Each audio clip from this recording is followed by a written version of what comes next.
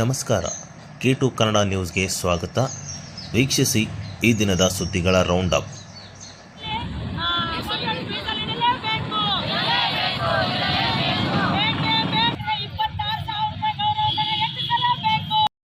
ವಿವಿಧ ಬೇಡಿಕೆಗಳನ್ನು ಈಡೇರಿಸುವಂತೆ ಕೇಂದ್ರ ಮತ್ತು ರಾಜ್ಯ ಸರ್ಕಾರಗಳ ಮೇಲೆ ಒತ್ತಡ ಹೇರಿ ಕರ್ನಾಟಕ ರಾಜ್ಯ ಅಂಗನವಾಡಿ ನೌಕರರ ಸಂಘ ಇಂದಿನಿಂದ 2 ದಿನ ರಾತ್ರಿ ಪ್ರತಿಭಟನೆ ನಡೆಸಲಾಯಿತು. ಕಳೆದ 50 ವರ್ಷಗಳಿಂದ ನಿರಂತರವಾಗಿ ಪಾಲನೆ, ಪೋಷಣೆ, ಶಿಕ್ಷಣ, ಸಂವಿಧಾನಬದ್ಧ ಕರ್ತವ್ಯಗಳ ನಿರ್ವಹಿಸಲಾಗುತ್ತಿದೆ. 2013ರ ಆಹಾರ ಭದ್ರತೆ ಕಾಯ್ದೆ, 2009ರ ಕಡ್ಡಾಯ ಶಿಕ್ಷಣ ಕಾಯ್ದೆ ಕರ್ತವ್ಯಗಳನ್ನು ಶಾಸನಬದ್ಧವಾಗಿ ಸ್ಥಾಪಿಸಲ್ಪಟ್ಟು ಅಂಗನವಾಡಿ ಕಾರ್ಯಕರ್ತೆಯರು ಮತ್ತು ಸಹಕಾರಿಯರ ಮೂಲಕ ಜಾರಿಗೊಳಿಸಲಾಗುತ್ತದೆ. ಸುಪ್ರೀಂ ಕೋರ್ಟ್ ಮತ್ತು ಗುಜರಾತ್ ಹೈಕೋರ್ಟ್ಗಳು ಇವರನ್ನು 3 ಮತ್ತು 4 ಗ್ರೇಡ್ನ ನೌಕರರನ್ನಾಗಿ ಪರಿಗಣಿಸಲು ಜಂಟಿ ನಿಯಮ ಕೇಂದ್ರ ಮತ್ತು ರಾಜ್ಯ ಸರ್ಕಾರಗಳು ರೂಪಿಸಬೇಕೆಂದು ತೀರ್ಪು ನೀಡಿದೆ ಮತ್ತು ಸುಪ್ರೀಂ ಕೋರ್ಟ್ 1972 ಗ್ರ್ಯಾಜುಯಿಟಿ ಪಾವತಿ ಕಾಯ್ದೆ ಅಡಿ ಅರ್ಹರೆಂದು ತೀರ್ಪು ನೀಡಿದೆ. 2014ರ ನಂತರ ಸರ್ಕಾರದ ಕಲ್ಯಾಣ ಕಾರ್ಯಕ್ರಮಗಳ ಪರಿಕಲ್ಪನೆ ಬದಲಾಯಿಸಿ ನೀತಿ ಆಯೋಗದ ಶಿಫಾರಸುಗಳಂತೆ 60-40ರ ಅನುಪಾತದ ಆಧಾರದಲ್ಲಿ ಕೇಂದ್ರ ಸರ್ಕಾರ ತನ್ನ ಮೂಲ ಜವಾಬ್ದಾರಿಯಿಂದ ನುಣುಚಿಕೊಂಡು ಬಜೆಟ್ ಅನುದಾನ ನಿರಂತರವಾಗಿ ಕಡಿಮೆ ಮಾಡುತ್ತಿದೆ.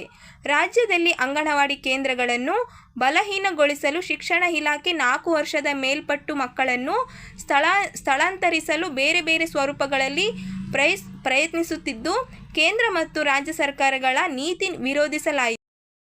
ಅಂಗನವಾಡಿ ನೌಕರರ ಸಂಘಟನೆ ಇವತ್ತು ನಾವು ಇಡೀ ರಾಜ್ಯಾದ್ಯಂತ ಹೋರಾಟ ಮಾಡ್ತಾ ಇದ್ದೀವಿ. CIT ಅಡಿಯಲ್ಲಿ ಈ ಹೋರಾಟ ಮಾಡೋ ಉದ್ದೇಶ ಏನಪ್ಪ ಅಂತಂದರೆ, ನಮಗೆ ಅಂಗನವಾಡಿ ಕೇಂದ್ರಗಳನ್ನು ಮೇಲ್ದರ್ಜೆಗೇರಿಸಬೇಕು ಮತ್ತು ಶಾಲಾ ಪೂರ್ವ ಶಿಕ್ಷಣ ನಡೆಸಲಿಕ್ಕೆ ಕೂಡ ನಮಗೆ ಈ ಬಜೆಟ್ನಲ್ಲಿ ಚಳಿಗಾಲ ಬಜೆಟ್ ಅಧಿವೇಶನದಲ್ಲಿ ಬೆಳಗಾವಿಯಲ್ಲಿ ನಡ್ತಕ್ಕಂಥ ಅಧಿವೇಶನದಲ್ಲಿ ನಮಗೆ ಮೀಸಲಿಡಬೇಕಂತ ಬಜೆಟನ್ನು ಮತ್ತು ಹೈಕೋರ್ಟ್ ಆದೇಶ ಪ್ರಕಾರ ಗುಜರಾತ್ನಲ್ಲಾಗಿದೆ, ಅದು ಕೂಡ ಸುಪ್ರೀಂ ಕೋರ್ಟ್ ಆದೇಶ ಪ್ರಕಾರ ನಾವು ಕೂಡ ಕಾಯಂ ನೌಕರನ್ನು ಪರಿಗಣಿಸಬೇಕಂತ ನಾವು ಇವತ್ತು ಸರ್ಕಾರ ಕೇಳ್ತಾ ಇದ್ದೀವಿ. ಅದೇ ರೀತಿಯಲ್ಲಿ ಹೋದ ವರ್ಷ ನಾವು 2022-23 ಸಾಲಿನಲ್ಲಿ ನಾವು ಹೋರಾಟ ಬೆಂಗಳೂರಿನಲ್ಲಿ ಮಾಡಿದಾಗ ಗ್ರ್ಯಾಜುಯಿಟಿ ಆದೇಶ ಆಯಿತು. ಆದರೂ ಕೂಡ ಇದುವರೆಗೂ ಕೂಡ ಗ್ರ್ಯಾಜುಯಿಟಿ ಹಣ ಬಜೆಟ್ ಇಲ್ಲ ಅಂತಂದು ಯಾರಿಗೂ ಕೊಟ್ಟಿಲ್ಲ, ರಿಟೈರ್ಮೆಂಟ್ ಆದವ್ರಿಗೆ ಇದುವರೆಗೂ ಕೊಟ್ಟಿಲ್ಲ. ಅದು ಕೂಡ ಕೊಡಬೇಕಂತ ನಾವು ಇವತ್ತು ಹೋರಾಟ ಮಾಡ್ತಾ ಇದ್ವಿ. ಮತ್ತು 2011ರಿಂದ ಅದೇ ಆದೇಶ ಬಂದಿದೆ ಗ್ರ್ಯಾಜುಯಿಟಿದು, ಅದ್ರ ಕೂಡ ಅಮೌಂಟ್ ಬಿಡುಗಡೆ ಮಾಡಬೇಕಂತಂದು ನಾವು ಇವತ್ತು ಹೋರಾಟ ಮಾಡೋದು.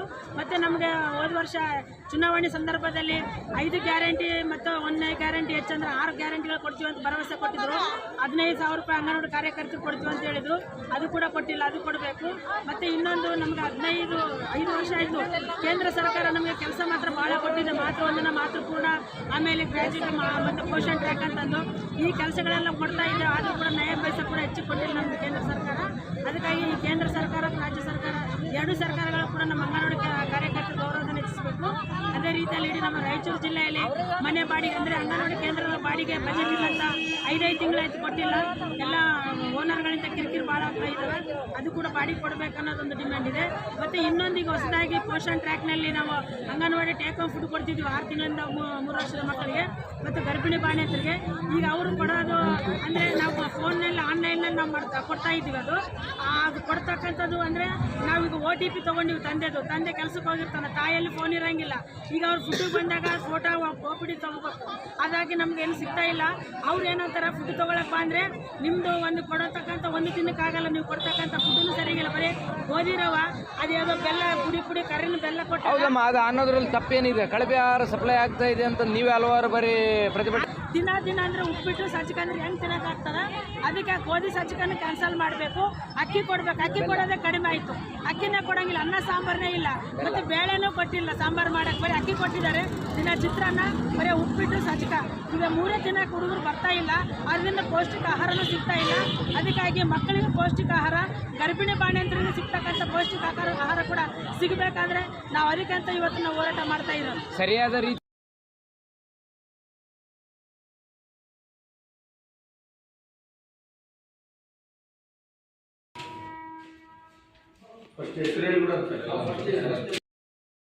ವಿಶ್ವ ರೈತ ದಿನಾಚರಣೆ ಅಂಗವಾಗಿ ರಾಜ್ಯ ಮಟ್ಟದ ರೈತ ಹಬ್ಬ ಕಾರ್ಯಕ್ರಮ ದಿನಾಂಕ 23ರಂದು ಬೆಂಗಳೂರಿನ ಮುಕ್ತ ವಿಶ್ವವಿದ್ಯಾಲಯ ಶತಮಾನೋತ್ಸವ ಭವನ, ಹುಣಸೂರು ರಸ್ತೆಯಲ್ಲಿ ನಡೆಸಲಾಗುತ್ತದೆ ಎಂದು ರಾಜ್ಯ ರೈತ ಸಂಘಟನೆಗಳ ಒಕ್ಕೂಟ ಹಾಗೂ ರಾಜ್ಯ ಕಬ್ಬು ಬೆಳೆಗಾರರ ಸಂಘದ ಜಿಲ್ಲಾ ಮುಖಂಡರಾದ ಶಿವಾರ್ಜುನ ನಾಯಕ ಹೇಳಿದರು.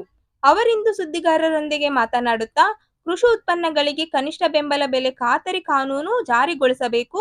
ರೈತರ ಕೃಷಿ ಸಾಲ ಸಂಪೂರ್ಣ ಮನ್ನಾ ಮಾಡಬೇಕು. ಕೃಷಿ ಉಪಕರಣಗಳು, ರಸಗೊಬ್ಬರ, ಕೀಟನಾಶ, ಮೊಸರು, ಮಜ್ಜಿಗೆ, ಇತರೆ ಉತ್ಪನ್ನಗಳ ಮೇಲೆ ವಿಧಿಸಿದ ಜಿಎಸ್ಟಿ ರದ್ದುಪಡಿಸಬೇಕು ಎನ್ನುವ ಒಟ್ಟು 18 ಬೇಡಿಕೆಗಳ ಅತ್ತೊಯ್ಯದೊಂದಿಗೆ ಈ ರಾಜ್ಯ ಮಟ್ಟದ ಹಬ್ಬ ನಡೆಯಲಿದೆ. ದೆಹಲಿಯಲ್ಲಿ ರೈತ ಮುಖಂಡರಾದ ಜಗದೀಶ್ ಸಿಂಗ್ ಅವರು ರೈತರ ವಿವಿಧ ಬೇಡಿಕೆ ಮುಂದಿಟ್ಟುಕೊಂಡು ಧರಣಿ ಸತ್ಯಾಗ್ರಹ ನಡೆಸಿದ್ದಾರೆ. ಈ ಬಗ್ಗೆ ರಾಜ್ಯ ರೈತರ ಮಧ್ಯೆ ಜಾಗೃತಿ ಮೂಡಿಸುವ ಮತ್ತು ಈ ಹೋರಾಟಕ್ಕೆ ಬೆಂಬಲಿಸುವುದು ಹಬ್ಬದ ಆಚರಣೆ ಉದ್ದೇಶವಾಗಿದೆ ಎಂದು ಹೇಳಿದರು. ಉಪವಾಸ ಸತ್ಯಾಗ್ರಹ ಮಾಡ್ತಿದ್ದಾರೆ ರೈತರ ವಿವಿಧ ಬೇಡಿಕೆಗಳು ಇಟ್ಕೊಂಡು. ಅದಕ್ಕೋಸ್ಕರ ನಾವು ಇಲ್ಲಿ ರಾಜ್ಯ ಮಟ್ಟದ ಸಮಾವೇಶ ಮಾಡಿ ರೈತರಲ್ಲಿ ಜಾಗೃತಿ ಮೂಡಿಸಿ ನಮ್ಗೆ ಸಿಗ್ತಕ್ಕಂಥ ಸೌಲಭ್ಯಗಳನ್ನ ಸಾಂವಿಧಾನಿಕವಾಗಿ ನಾವು ಪಡ್ಕೋಬೇಕಂದ್ರೆ ಯಾವ ರೀತಿ ನಾವು ಒತ್ತಾಯ ಮಾಡಬೇಕು ಸರ್ಕಾರಗಳನ್ನ ಅಂತೇಳಿ ಅಲ್ಲಿ ಜಾಗೃತಿ ಸಮಾವೇಶ ಹಮ್ಮಿಕೊಂಡಿದ್ದೇವೆ ಮೈಸೂರಿನಲ್ಲಿ. ಇದೇ ದಿನಾಂಕ 23/12/2024 ಬೆಳಿಗ್ಗೆ 11 ಗಂಟೆಗೆ ಸ್ಥಳ ಮುಕ್ತ ವಿಶ್ವವಿದ್ಯಾಲಯ ಶತಮಾನೋತ್ಸವ ಭವನ, ಹುಣಸೂರು ರಸ್ತೆ, ಮೈಸೂರು. ಹೆಚ್ಚಿನ ಸಂಖ್ಯೆಯಲ್ಲಿ ರೈತರು ಬಂದು ನಾವು ಸುಮಾರು ಒಂದು 20 ಒತ್ತಾಯಗಳಿವೆ. ಈ ಒತ್ತಾಯಗಳ ಬಗ್ಗೆ ರೈತರ ಹಬ್ಬದ ದಿನ ಕೇಂದ್ರ ಹಾಗೂ ರಾಜ್ಯ ಸರ್ಕಾರಗಳ ಗಮನ ಸೆಳೆಯಲು ನಿರ್ಣಯ ಕೈಗೊಳ್ಳಲಾಗುತ್ತದೆ. ರೈತರು ಸ್ವಾಭಿಮಾನಿಗಳಾಗಿ ಸ್ವಯಂ ಪ್ರೇರಿತರಾಗಿ ರೈತರ ಹಬ್ಬ ಆಚರಿಸಲು ಮೈಸೂರಿಗೆ ಬನ್ನಿ. ರೈತರ ಕೂಗು ಸರ್ಕಾರಕ್ಕೆ ಮುಟ್ಟಿಸೋಣ.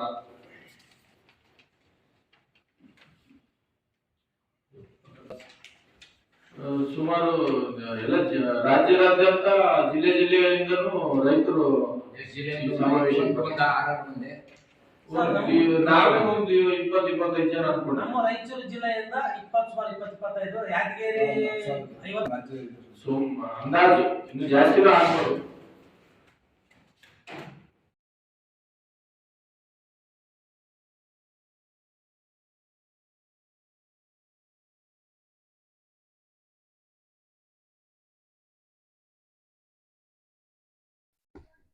ಮದ್ಯ ಮಾರಾಟಕ್ಕೆ ಸಂಬಂಧಿಸಿದ ಅಬಕಾರಿ ಇಲಾಖೆ ಮತ್ತು ಮದ್ಯ ಮಾರಾಟಗಾರರು ಮಾರಾಟ ಕೇಂದ್ರಗಳ ಮುಂದೆ ನಿಗದಿತ ದರ ಪಟ್ಟಿ ಹಾಕುವಂತೆ ಬಾಬುರಾವ್ ಒತ್ತಾಯಿಸಿದರು.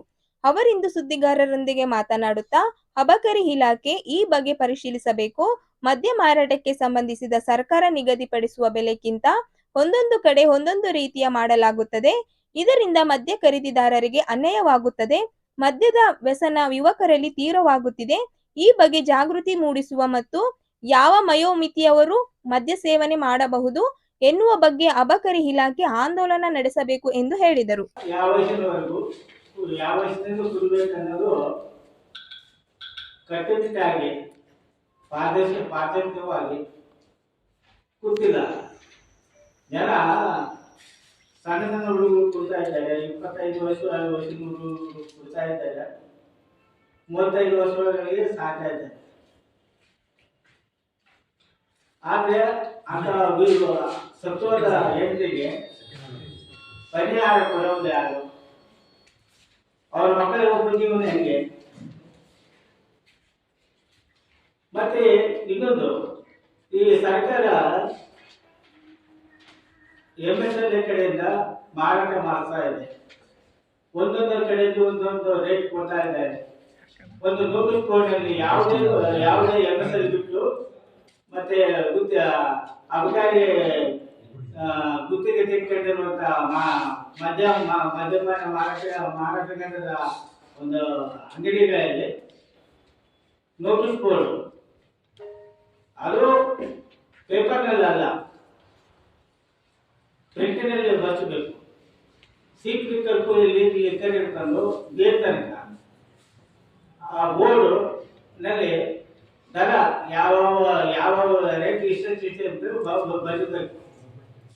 ಸಣ್ಣ ಸಣ್ಣ ಬಡವರು ಕೂಲಿ ಕಾರ್ಮಿಕರು ಕುಡಿದು ಹೆಚ್ಚಿನ ರೀತಿಯಲ್ಲಿ ಕೂಲಿ ಕಾರ್ಮಿಕರಿಗೆ ಕುರುವಂತವರು 90 ಕುಡಿದು ಮನೆಗೆ ಹೋಗ್ಲಾರ್ದೆ 8 ಮಕ್ಕಳು ಸಾಕ್ತಾರೆ. 500 ರೂಪಾಯಿದಲ್ಲಿ 600 ರೂಪಾಯಿ ಕೊಟ್ಟರೆ 2 ರೂಪಾಯಿ 200 ಕೊಟ್ಟು 400 ರೂಪಾಯಿ ಕೊಟ್ಟು ರೋಡಲ್ಲಿ ಪರಿಸ್ಥಿತಿ ಎದುರಾಗಿದೆ.